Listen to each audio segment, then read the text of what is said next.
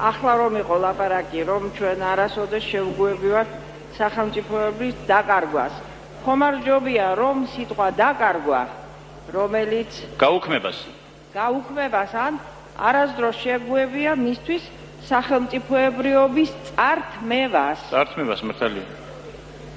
მე ვარ მზექალა შანიძე, მე ვარ 98 წლის, მე ვარ უნივერსიტეტის ემერიტუს პროფესორი და საქართველოს მეცნიერებათა აკადემიის წევრი. მიუხედავად ასაკისა, მაინც განვაგრძობ მუშაობას და ვცდილობ კარგად ვიმუშაო. როგორ ხართ? მადლობთ, კარგად ვარ და ვცდილობ დავრჩე ასე კარგად.